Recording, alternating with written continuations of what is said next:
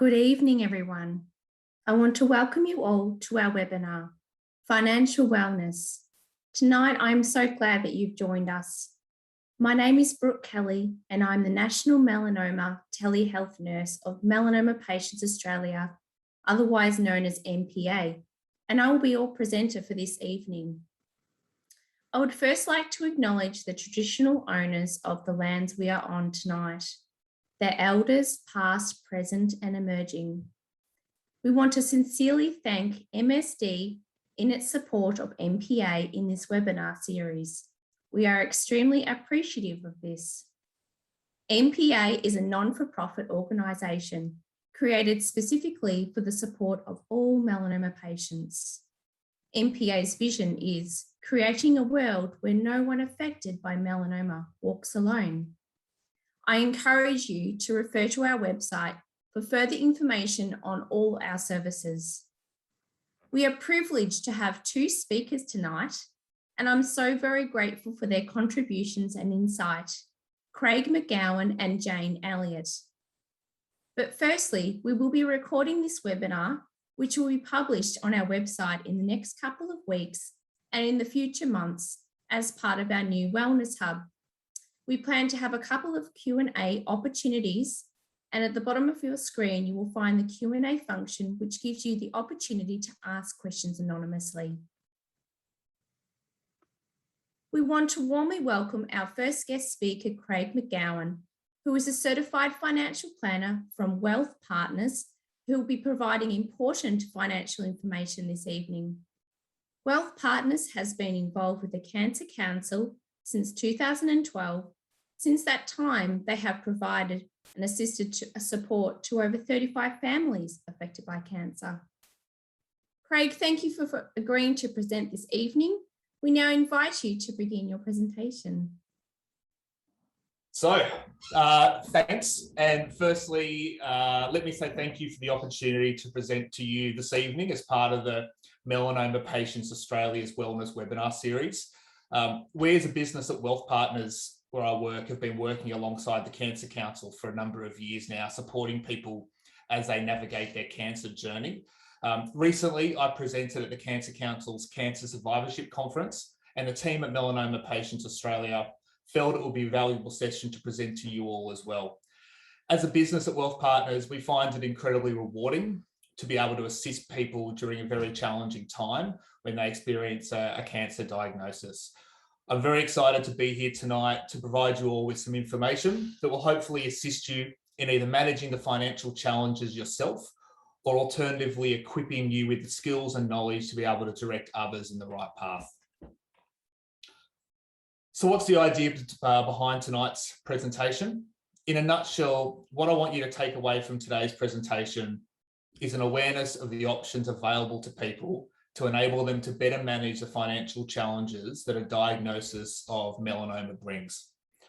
We'll discuss 5 different steps to managing finances, which can be seen on the screen, and the things people affected by melanoma and other cancers and their support networks should be considering in each of these steps. Some of these options are very straightforward and others are more complex. I've tried to keep this presentation as untechnical as possible. However, I'm sure there'll still be some terms and concepts that are foreign. We'll have a question and answer session following the presentation. And also there's a question and answer section there in the Zoom meeting. Feel free to pop any questions in there and I'll try to get back to you following the presentation if we don't get around to them at the end.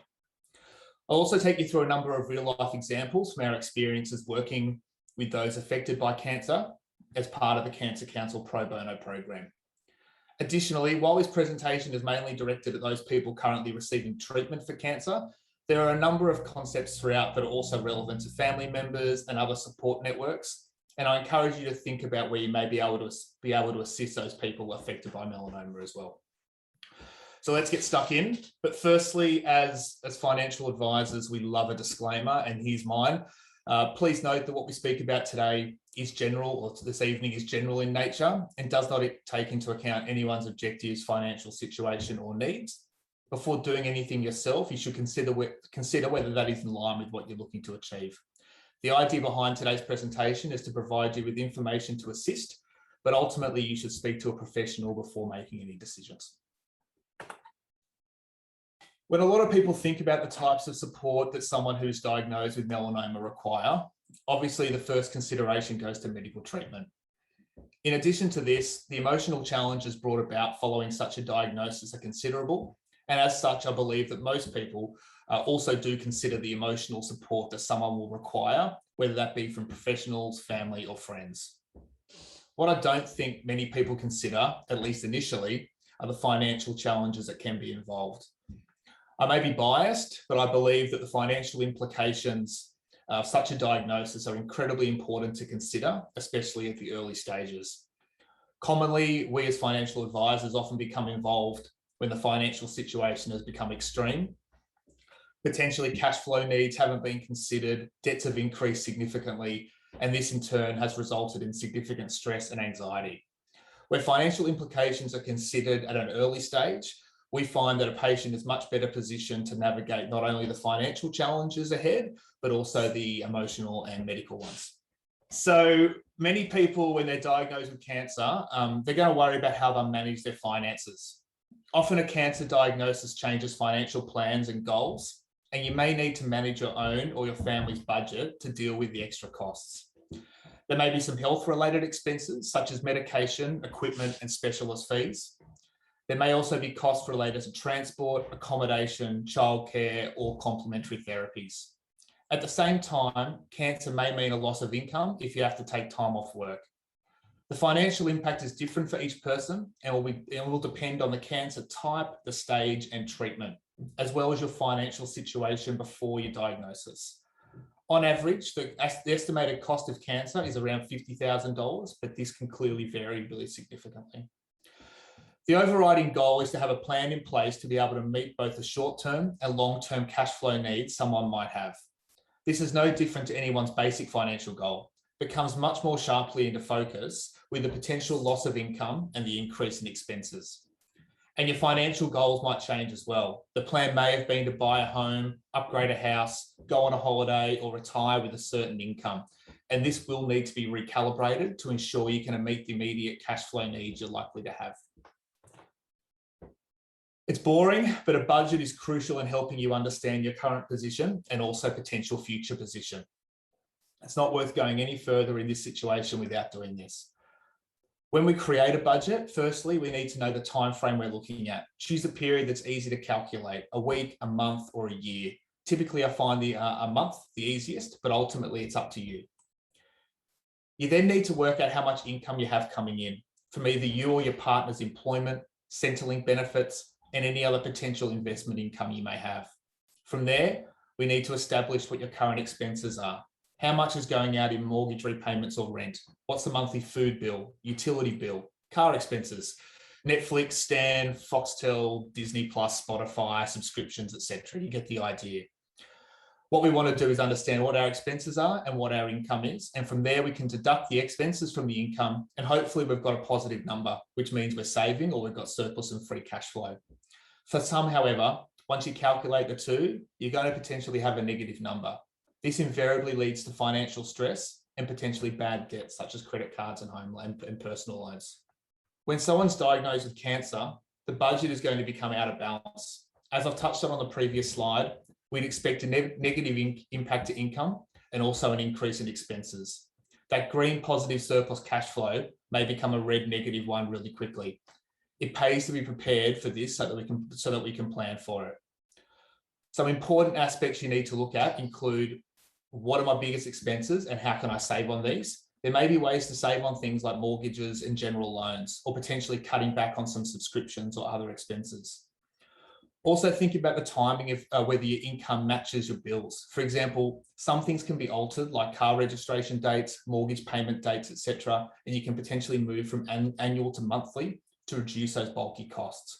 While typically paying something annually works out better from a financial perspective, it's a bit cheaper in that respect. Sometimes it's worthwhile reducing those bulky costs to make things easier to manage. Don't reinvent the wheel when it comes to looking at creating a budget tool. There are lots of free budget calculators online. The government's Money Smart website has a really good free calculator that can assist, or alternatively, a search of Google will do. You don't need to over-engineer it or make it too complicated. It's also important at this point in time to take stock of what your broader assets and liabilities are as well. What that means is what do you own versus what do you owe? By understanding this, we're then able to also make decisions on what longer term decisions we may need to make to meet potential cash flow deficits, such as potentially having to sell assets if necessary. While ideally we don't want to be selling assets, there are times when it may become necessary. Can I just add at this point in time that if you don't already have one, a MyGov account is going to be your friend. Having a MyGov account will provide access to Medicare and Centrelink, and also the ATO's website, which is worth being connected to, as I'll touch on shortly. You can create a MyGov account online through the mygov.gov.au portal. Many of you probably already have one, if not all. But if you are looking to do so and are struggling to navigate the pages, feel free to reach out following this session and I can direct you in the right area. So when we think back to our budget that we did earlier, we think about income and we think about expenses. Centrelink can potentially assist in both, depending on whether you qualify or not. For patients, the two potential sources of income will be if someone is eligible for either the disability support pension or job seeker. Disability support pension is for those with a permanent physical condition that stops them working. It requires an individual to meet a wide number of medical rules and also non-medical rules around age, residency, and also income and assets tests. Payment rates and income and assets tests are on par with the age pension for those that are familiar. Job Seeker, which replaced Newstart last year, or maybe even 2 years ago, no, last year, is for those between 22 and age pension age who are looking for work. It's also for when you're sick or injured and can't do your usual work or study for a short period of time. Payment rates are less than the disability support pension, and the cut-off rates for income and assets tests are much stricter. Income support may also come in the form of payments and allowances for carers of those who are unwell. Carers' payment, income and assets tests and payment rates are similar to the age pension and the disability support pension, while the assets and income of the person being cared for are also taken into account. Carers' allowance is an income supplement for parents or carers providing extra daily care for someone with a disability or medical condition, and the payment rate for the carers' allowance is much lower than the carers' payment.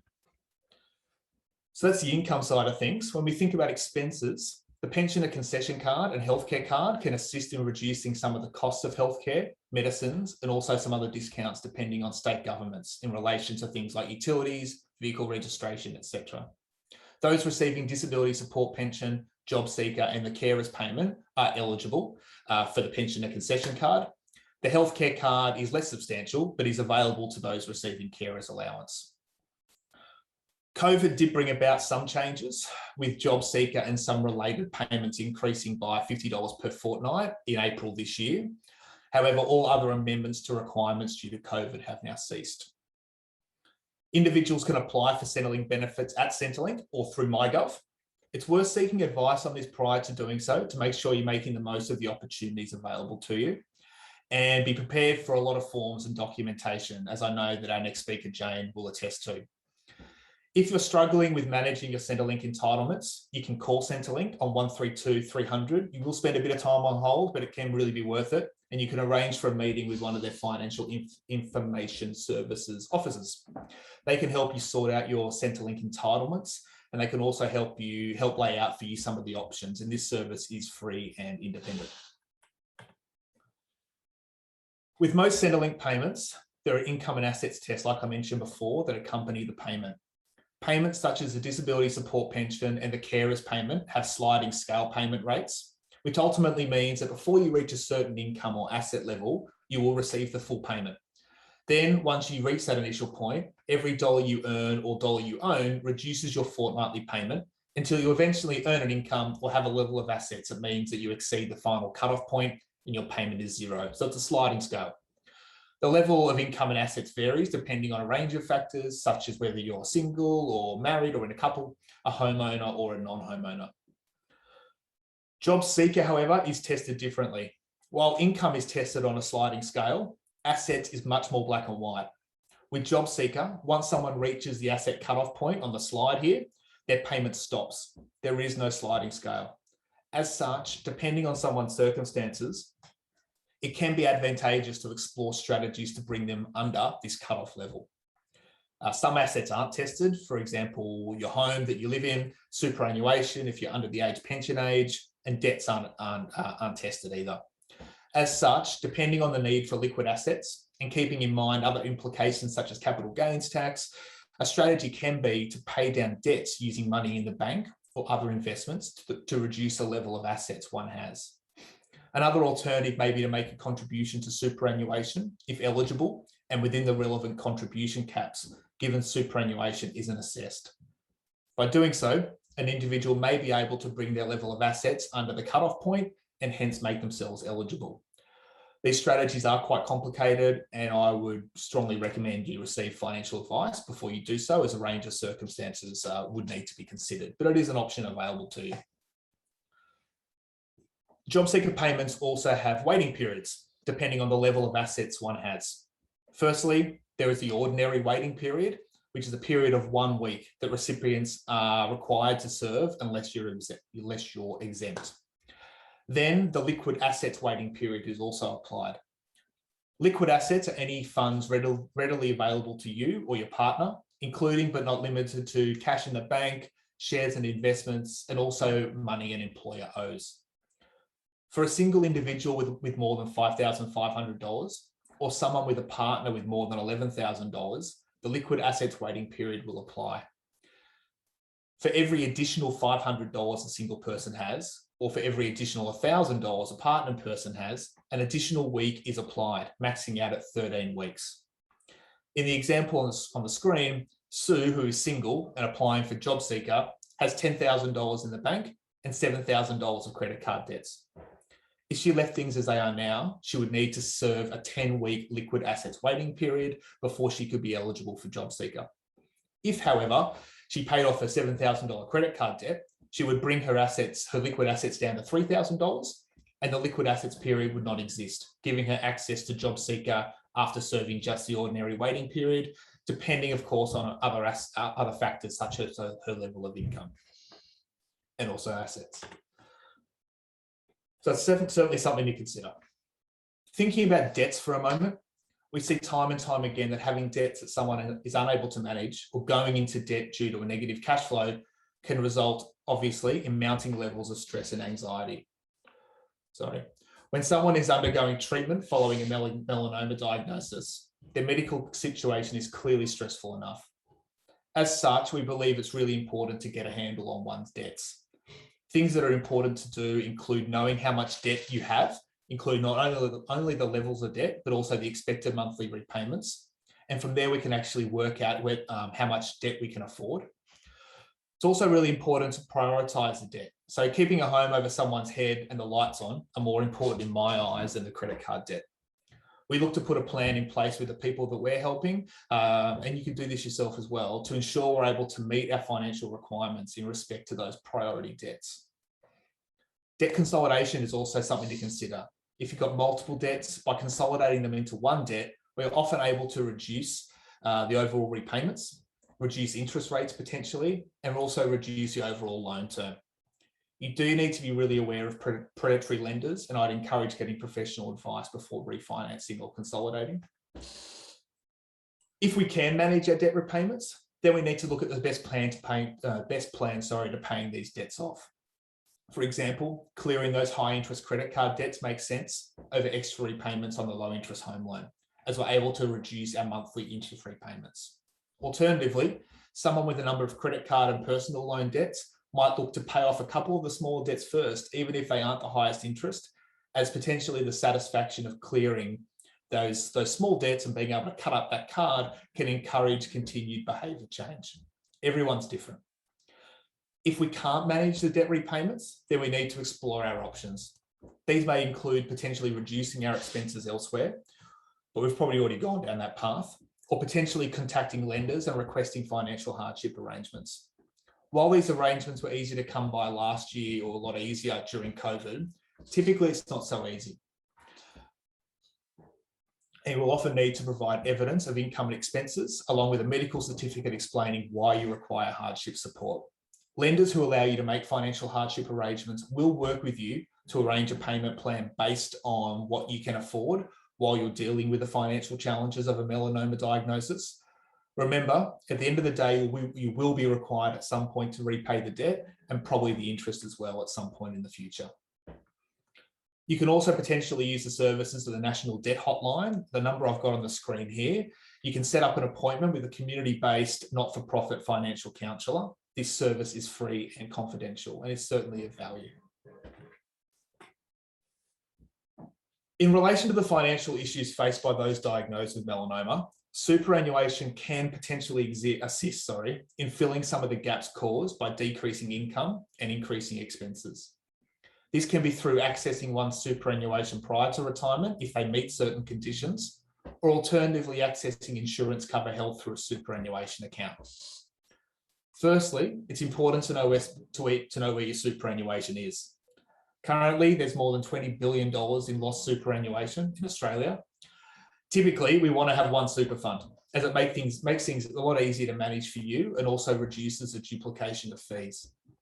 In saying this, there may be times when holding more than one super fund is appropriate, so don't jump in and consolidate your accounts before seeking expert advice. You can view all of your superannuation accounts you currently hold by accessing the ATO's Manage My Super link through the MyGov portal. We've had a number of situations in the past when we've worked with the Cancer Council, similar to Jack on the screen here, who have known about their main super account, but upon checking MyGov, have discovered a second inactive account that still holds some insurance cover within it that they never knew existed. If they consolidated those accounts, they would have likely lost that insurance cover. So it is something to consider before you go about doing anything like that. That situation is less of a case these days than it used to be, given some of the changes that the government's made in relation to what they call Protect Your Super, but it does still exist from time to time.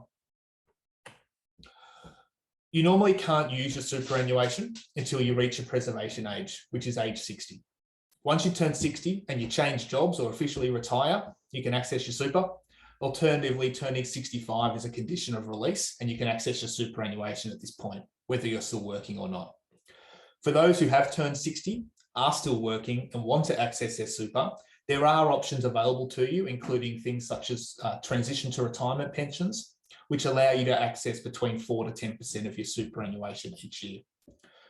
For those who haven't reached their preservation age, there are still a number of options available for people to access their super if their situation necessitates it and they qualify. This includes accessing super on compassionate grounds, severe financial hardship, permanent or temporary incapacity, or terminal illness. It should be noted that the COVID-19 early release of super scheme did end at the end of 2020, so this is no longer available. Superannuation benefits may be released on compassionate grounds, where a person does not have the financial capacity to meet certain expenses. Broadly speaking, release under compassionate grounds can be considered in the following circumstances on the screen. It can be accessed for medical treatment or transport where expenses relate to treatment that is required to treat a life-threatening illness or injury. That treatment must not be readily available through the public health system. It can also be accessed under compassionate grounds to potentially prevent someone's home from being sold by the lender that has the mortgage for it. You can access up to 3 months repayments, plus the interest over a 12-month period, and that can be done every 12 months. It can be accessed to modify an individual's home or vehicle to accommodate their needs or the needs of a dependent in the case of a severe disability. It can also be accessed to pay for expenses associated with caring for a person with a terminal medical condition, or also potentially to pay for a dependent's death, funeral, or burial. You can apply for release of super for compassionate grounds through the ATO's MyGov website. Like I said, it's an important website, but that's your main port of call for accessing super under compassionate grounds. The ATO can only approve a release for the amount required to pay immediate expenses. Where expenses can be met using existing savings, sale of shares or investments or other assets, release will not be made. Furthermore, claims will not be approved if the expense has already been paid by the member, so it must be an unpaid expense. Also note that there are no special tax concessions on the withdrawal, so you will likely have some tax implications on the withdrawal from your super. In respect to severe financial hardship, the super fund must be satisfied that someone is unable to meet reasonable and immediate family living expenses and has received a relevant Commonwealth income support payment for at least the previous 26 consecutive weeks. Expenses that may qualify as reasonable and immediate family living expenses include such things as household expenses, rent, debt repayments, child support, car repair bills, health costs, etc. The payment of benefits on grounds of severe financial hardship must be a single gross lump sum of no more than $10,000 in each 12-month period. It's intended to come from one super fund as well. There are no tax concessions as well, so again, there'll likely be some tax implications.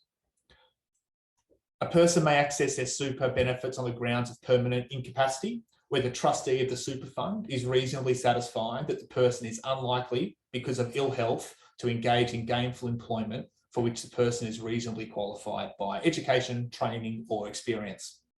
The permanent incapacity condition of release can be used to release both accumulated super entitlements and to also potentially obtain the proceeds of a total and permanent disability insurance policy. And I'll talk about that in a second. A person suffering from a terminal medical condition can access the full amount of their superannuation benefit regardless of their age or work status. A person is suffering from a terminal medical condition under super law if two registered medical practitioners have certified that the person suffers from an illness or has incurred an injury that is likely to result in the death of the person within 24 months. And at least one of the registered medical practitioners is a specialist practicing in the area related to the illness or injury suffered by the person. From a medical practitioner standpoint, they can very much assist you or assist melanoma patients in meeting those requests. Typically, a doctor will have to be involved to fill out that documentation for you. An example from our business is a client that we helped many years ago now. Sam was 50 and was certified to be terminally ill with less than 24 months to live by two medical practitioners as outlined previously. As such, he was able to access his super savings as well as the life insurance policies held within his super. Sam then used these funds to seek out new treatments, both locally and overseas, back when we could travel, and also alternative therapies. He also bought a motorhome and travelled around Australia with his family and to enjoy the time while he had it. He was able to do this without financial stress, given he had been able to access his funds. This was around 10 years ago now, and although the diagnosis for Sam was terminal, he's managed to beat the odds thus far and is still enjoying time with his family. So it's really an example of where that being able to access his super was able to take advantage of the short-term benefit he was able to meet to help him both with medical treatment, but also, enjoying time with his family and achieving his other goals. When we think about the loss of income and the increase in expenses resulting from a melanoma diagnosis, insurance cover is often a crucial component of the risk mitigation strategy one might have. I know that our next speaker, Jane, is going to talk through her experience in relation to this shortly, so she'll add a bit more personal flavour. The different types of insurance cover include death insurance, total and permanent disability cover, trauma insurance, and income protection. These do come under different names from time to time, as can be seen on the screen, but ultimately these are the four types of cover. Many people will have some form of this cover included within their superannuation as default that they are aware of and potentially not aware of in some instances, while others may have sought expert financial advice to identify and recommend specific levels of cover in line with their needs. Just keep in mind that once someone has been diagnosed with melanoma, for example, you're unable to then apply for any of these policies to take these policies in, put these policies in force. They need to be enforced prior to being diagnosed with a medical condition. Each of these insurance covers serves a different purpose. As just mentioned, while life insurance or death insurance is typically accessed when someone dies, it can also be accessed when an individual meets a terminal illness definition, and can be really useful in assisting themselves and their family, not only meet the costs of a terminal illness, but also provide funds to enable a family to enjoy the time available to them. Trauma insurance can be claimed when someone is diagnosed with a critical illness, of which cancer, stroke, and heart attack are the most commonly claimed. It provides a lump sum tax-free payment to help people and their families deal with some of the impacts of a critical illness or a cancer diagnosis, such as medical costs, accommodation costs if you need to move away from home to get treatment, loss of income as well, helps replace some of that lost income. This is not a policy that will be within someone's super account though. It's more than likely a policy like this has been actively taken out by someone. Being unable to work due to a temporary or permanent disability puts significant emotional and financial pressures on clients and their families. Total and permanent disability cover, or TPD cover, can be claimed upon in the event that an individual is unlikely, because of ill health, to ever again engage in gainful employment. Policies can be held either inside or outside of superannuation, although most commonly they're inside, and can be accessed either as a lump sum payment or potentially as an income stream. The technicalities regarding the receipt and taxation of TPD insurance proceeds is well and truly outside the scope of this presentation. However, like all things today, I'd strongly encourage someone to seek expert financial advice, as the wrong decision can be very impactful, not only to the final payment you receive, but also potentially other benefits such as Centrelink. Finally, income protection cover can protect up to 85% of your salary and can be claimed in the event that someone is temporarily incapacitated due to ill health, but is not permanently incapacitated. An income protection policy cannot be paid as a lump sum, such as the other ones are, but is instead received in the form of monthly payments. These payments are taxed at a tax as regular income would be, and continue until either the benefit period on the policy is reached or the person is able to return to work. Income protection cover allows people to continue to have a form of income coming in the event that they are off work due to treatments or illnesses associated with their melanoma diagnosis. Income protection policies are typically quite expensive, but they do provide a lot of support and comfort to people in a situation where they do actually need some replacement income. Tying all this together is one's estate planning. Everyone should have their estate plans in order, but this comes even more into focus when someone's diagnosed with cancer. There are three main pillars of one's estate planning, and these are having up-to-date wills, powers of attorney, and enduring guardianship in place. Having an up-to-date will provides peace of mind that one's assets will end up in the right place at the right time. It reduces complexities and potential for conflicts in the future. Where children and blended families are involved, this becomes even more important. Designating a power of attorney, in effect, appoints someone to act on your behalf to manage your financial affairs. An enduring power of attorney, which is taking it a step further, continues to be effective even if someone suffers a loss of capacity. Given the power that an enduring power of attorney confers, great care should be taken in choosing a person as your attorney. It needs to be someone that you trust. An enduring guardian generally covers lifestyle decisions, such as where a person will live, what doctors they see, what services they receive, and consent to medical treatment. The guardian arrangements only apply when the person needs a guardian. That is, they have a disability, and because of the disability, are totally or partially incapable of managing their own affairs. In other words, it only operates during any period that the principal person has impaired capacity. For each of these, they can only be put in place if someone is competent, so it's important to have them in place early. It should also be noted that there are differing rules by each state that, again, I'm not going to go into, but that does need to be considered, given that I'm not just presenting to people in Sydney. Another consideration is also to ensure you have your death benefit nominations up to date on your superannuation accounts. If there's no nomination, the death benefit will typically be paid in accordance with the superannuation fund rules. This may mean that the funds automatically end up in the deceased member's estate, and this can be disadvantageous, as there's no longer an option for an income stream to be paid using a death benefit. Furthermore, in the absence of a properly drafted will, there may be a dispute as to who is entitled to the superannuation benefits in the estate. The complexities of estate planning are outside the scope of this presentation. However, I would encourage you to seek advice and to potentially speak to a solicitor or estate planning specialist.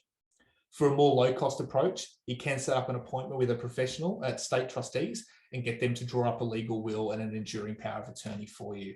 This is a simple, low-cost approach that's not perfect for everyone, but it is okay for people with non-complex family and financial affairs. Going back to what I set out to do today, I wanted to present to you 5 steps to assist in managing finances when diagnosed with melanoma and providing you with an awareness of the options available to people to enable them to better meet and better manage the financial challenges that a diagnosis of cancer brings. We've spoken about the importance of preparing a budget to understand income and expenses, and the opportunity to both increase income through utilising Centrelink benefits, as well as accessing super and insurance, along with options to reduce expenses through better managing debts and also taking advantage of Centrelink concessions. We finished off by touching on the importance of having one's estate plans in order, but there is a lot more to consider in that space.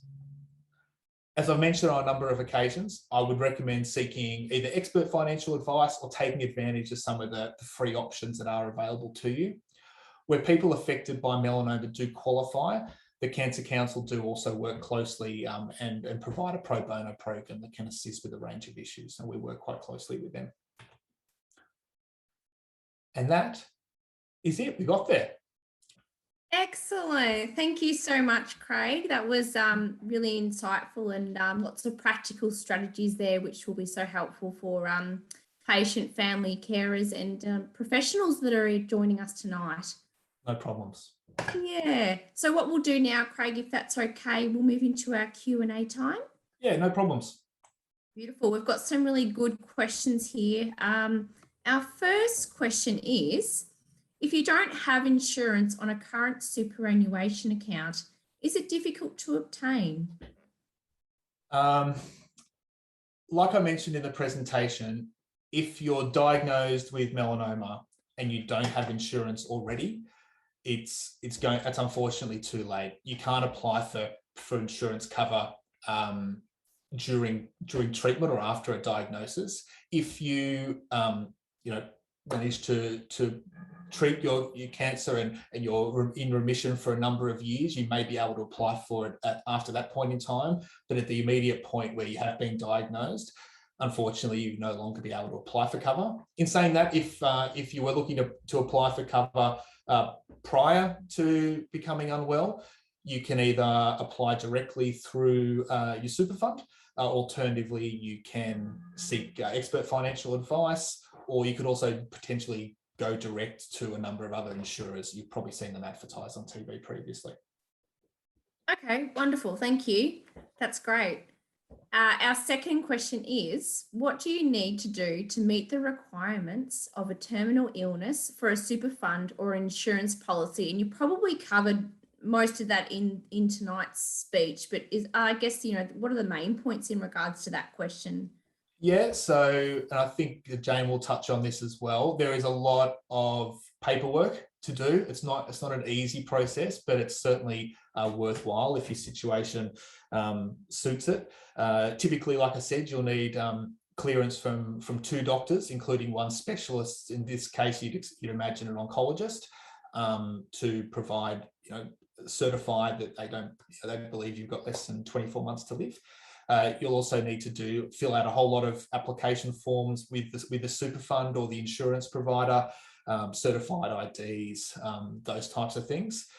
It's not difficult necessarily, but you do, and health providers should do this for you, but you do need their support, and hopefully they help you in a timely manner, because you're really relying on them to provide a lot of the documentation. You can fill it out to a certain point, but then you need them to fill it out as well. Okay, great. Thank you, Craig. And our last question this evening for you is, how to invest when you are not sure whether it will be long-term or short-term? And the other part of this question is, if we have a bit of money to invest for future needs, what is the best way to do this? And can it be accessed quickly?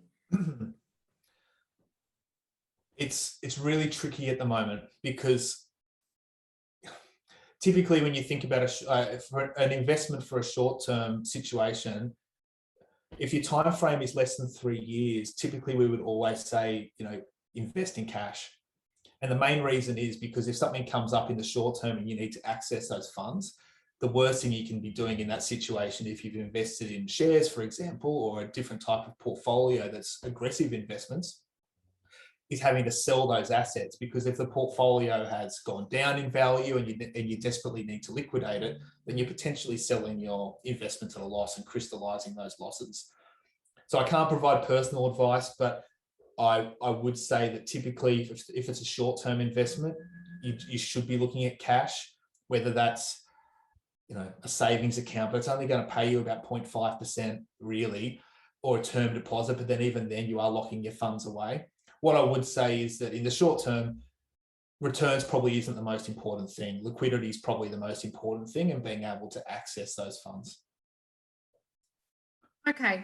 I think that's really covered everything. Typically, we would say any investment time frame less than 3 years, it really needs to be super conservative. Outside, if you've got a longer term time frame, and this can be the challenge with people when they're accessing their superannuation, is you've got that conflict between short term goal and long term goal. You really need to prioritize really what it is you're looking for. And typically what I've found working with clients through who have been dealing with cancer is that often the focus is more short term. And then, if things go well, then we can then look at what the long-term future looks like. But predominantly we do focus on the short term. Okay, wonderful. Thank you so much, Craig. So we now welcome our next guest speaker to present, who is Jane Elliott. She's going to talk us through her own personal journey as a stage 4 melanoma patient and her own financial experience. We just want to make note this information that we're presenting is a general nature, and patients and families must seek their own independent advice from professional advisors, which will be personal to their own situation. So thank you, Jane. We'll now invite you to join our stage. Thank you, Brooke. Hi, everyone. My name is Jane. It's great to be chatting with you all tonight. First of all, I would like to acknowledge that we live on custodial land of the oldest living civilization in the world. This is contested space, and I pay my respects to the owners of the land on which I live and work, which is the Yagara people, the Yugambeh people, and the Turrbal people, as well as the lands on which our guests live on who are listening tonight. I pay deep respect to the elders, past, present, and emerging, and to any First Nations people who are listening tonight. We live on unceded land. It always was, always will be Aboriginal land. So thank you to MPA for inviting me to speak on this topic. I'm looking forward to chatting with you all about some of the things that I've been focusing on in regards to finance since I was first diagnosed. But first, I'll just give you a bit of a background on my diagnosis and the treatments that I've had over the past few years. I've been a member of the MPA online Facebook group for about 4 years. I joined when it was quite small. There was probably only a few hundred people in there. It's definitely been a really good source of support and relief in some cases, where it's just been nice to hear that I'm not alone going through, treatment, side effects, all of that, and really nice to connect with everybody. Initially, I was diagnosed with stage 3 melanoma in 2006, and I was just 23.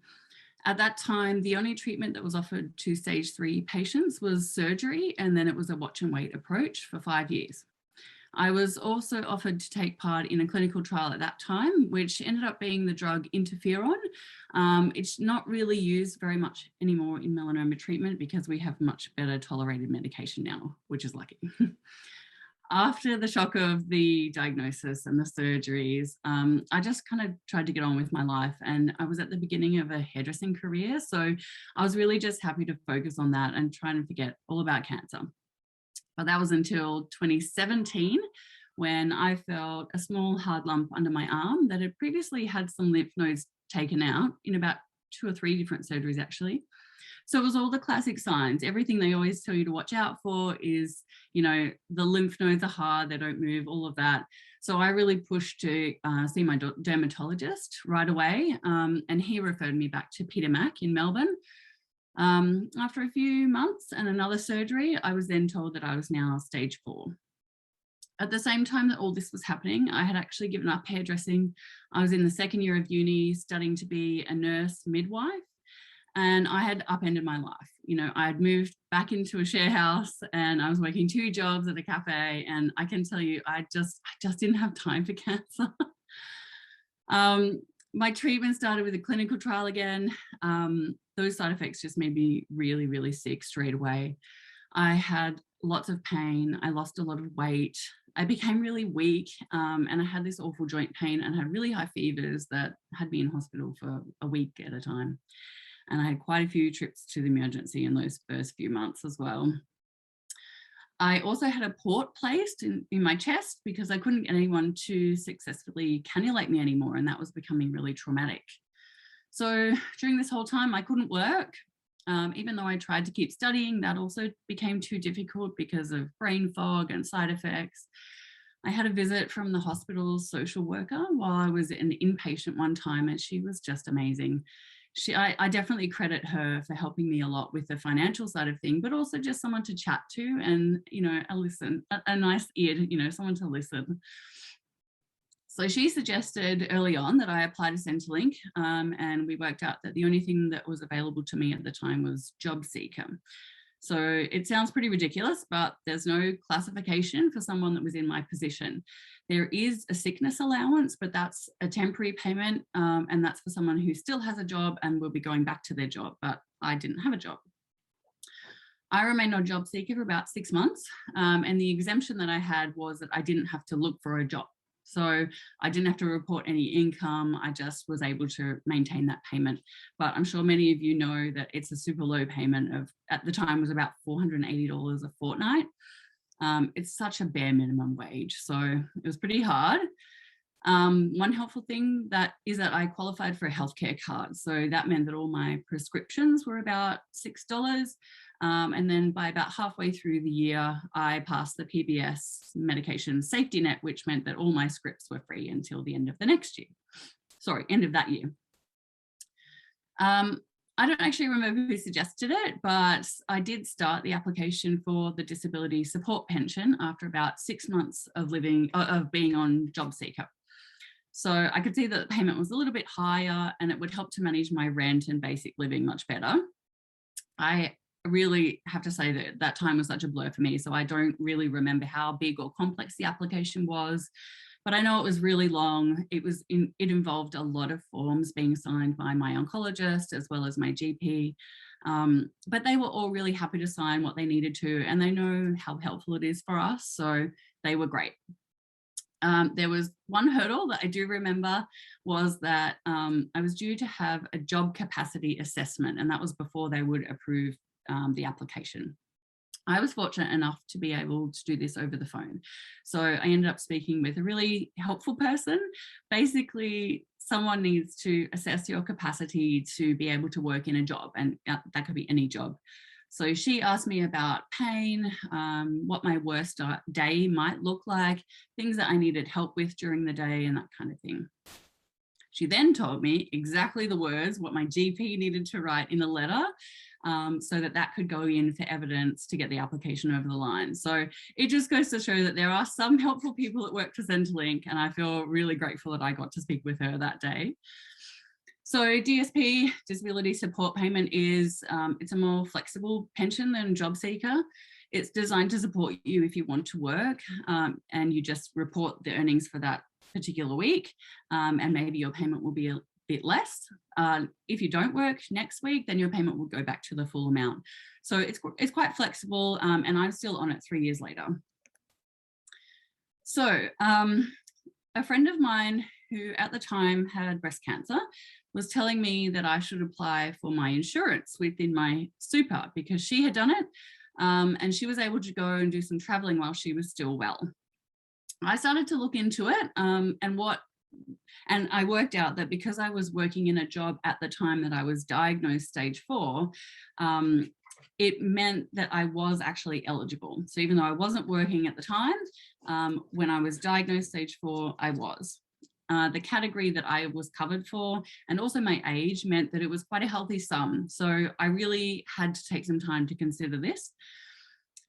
Before I go on, I do want to make sure that if there's one thing that you take away from this talk, make it this: check your coverage. Check that you're covered for the correct profession, the correct category, because it changes the payment amount, it changes what you're covered for. Check that your premiums are being paid correctly from within your super account or wherever they get paid from. All of this becomes so important at the time when you go to apply, And I actually just feel really, really lucky that I had actually just moved my super account over when I'd started that new cafe job, and I'd had to fill in all the forms. So everything was actually really, it was perfectly correct. So I was very lucky that that worked out that way. My superannuation was with Australian Ethical, and my job category was white collar worker, and I was working at least 30 hours a week at the time of diagnosis. So those were the qualifications that needed to be met for my personal superannuation account, the insurance within it. So Craig's already run through the different types of insurances that you might be able to claim for. So I'll just let you know about my circumstances. I was eligible and ended up applying for the terminal illness insurance, which I think in his talk, and he sometimes referenced total and permanent disability, so TPD. Mine was called terminal illness, they're the same thing. So I came to this from talking to a few different people, including my social worker, my oncologist, and I also actually phoned my superannuation company, and I didn't identify myself, and I was able to ask a lot of questions anonymously about their process, what forms and things they might need to do. And then I sort of, in general terms, explained my situation and had a really great chat with the person on the phone, and she said it was worth applying. So I really didn't want to jinx anything by not by giving away, you know, who I was and my account and all that sort of thing, but she was happy to answer questions for me anonymously. So it was actually a really mentally difficult decision for me, because even though my oncologist was, you know, he explained that they don't have really a certain idea of what any of our life expectancy is, it's pretty confronting to see the words on a page that say less than 12 months. So if this is something that you need support for, I would really absolutely suggest to chat with your GP or a counsellor or Brooke within MPA here. I did get to a point where I was able to process all of this. I spoke with my psychologist for a long time, and I did apply and move on, but it did take a while. So it was probably more than 6 months that I really was thinking about it. So just take that into consideration for your circumstance too. There was so much paperwork. There was so much paperwork. I had to send in things that included some of my Medicare history, some other medical things that were not cancer related that might have been prior history.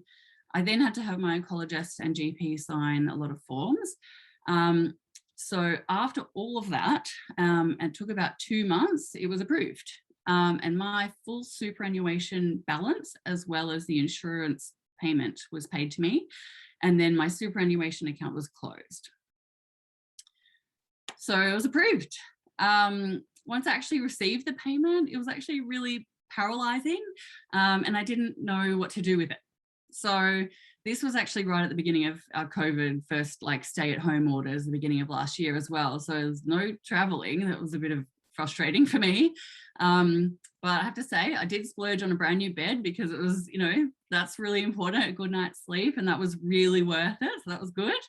I got some professional advice though from an accountant and a financial planner, and I also made sure to stay up to date with my Centrelink reporting requirements, because I do still receive the DSP payment, but there's a lot of things that you need to make sure that you're reporting correctly, so that you're not accidentally or on purpose doing the wrong thing to do with Centrelink. You don't want to do with it.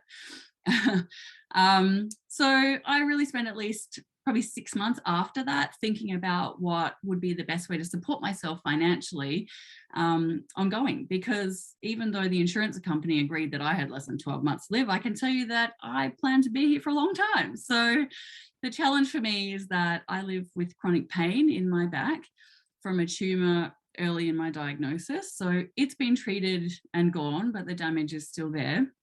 And I know a lot of others here have a tough time trying to manage fatigue and joint pain, and that's me as well, you know. So every day is different to the last one. I've got a lot of residual side effects going on, and I'm actually still on treatment. I'm on a new treatment, so there's new things popping up all the time. My capacity to earn income has now completely changed. I decided that I wanted to be able to put my health and comfort first and fit a work life around that. I come from a family of business owners, and I've had my own business when I was a hairdresser for 9 years. So I knew it could be a good way forward. I've got amazing support from my parents, and they still run a business at the moment too. So I've done a lot of research on what I could do or create, or eventually, and I eventually came to a point where I wanted to solve a problem that exists in my life, which is clothing that opens and adapts around chest ports. So in the past few years, I have ruined countless tops and dresses and all sorts of things from having to stretch the neckline open for the nurses to access my port, you know. So even if I wore a button-down shirt, they just don't really have any privacy, and it's still a little bit awkward. I knew I could make something that was really considered, it was purposeful, and something that really would help me get through what sometimes can be a really tough day on treatment day. So I'm now the owner of Brighter Day. It's a company that is designing clothes for women to help you feel comfortable during treatment. It's colourful, it's comfortable and fashionable, and it adapts to you. I'm working with an agency here in Brisbane to bring the designs to life, and I hope to launch it early in next year. It has been a really fascinating process because I don't have a fashion background, but I have also done some soul searching around what do I really want from my working life. I can, you know, how can I design my day, week, month, you know, so that I'm supported and healthy as I can, as well as being flexible to take time away to rest and recharge. It means that I've been really upfront with everybody that I work with about my condition, my boundaries, and I set up a flexible work condition, you know, from the very beginning. So work can still sort of go forward, even if it's slow, and that's okay. So if you would like to find me on social media or get in touch, the information will be up on this slide here. And I can't wait to be able to show you what we've all been working on once the range is complete, which hopefully is soon. So that's it for me. Thank you again to MPA for inviting me to speak. And thanks, Craig, for all the amazing information that you've shared. I'm sure that everyone's going to be able to take quite a lot from what you have shared with us. And I think, Brooke, we'll go back to you and we may have some time for some questions. Beautiful. Thank you so much, Jane, for sharing your story. And I think you'll be such an inspiration to many other people out there. And we do really look forward to hearing more about Brighter Day. Yeah, I can't wait. Thanks. Yeah, thank you. So we'll just get into our Q&A time together now. We've got a couple of questions that have come through. The first question, Jane, is how long did it take you to get approved for disability support pension? Yeah, that was still, it's quite a lengthy process. And I'm sure many people know that Centrelink, nothing happens quickly either. It was probably all up maybe around 2 months. So even, you know, once you start to gather all the forms together and you've got to get all the signatures and upload it, sometimes they come back to you and say, we need one more form, or we need this, or you haven't ticked that box. So it's not quick. Yeah. So I guess what was lucky for me was because I was still on Job Seeker, that was still a continuing payment while my application for disability support pension was going through. So that was one benefit, I suppose, even though it was not much. Thank you. That's a really good response, and it sort of just gives people a bit of an average time frame just to be aware of.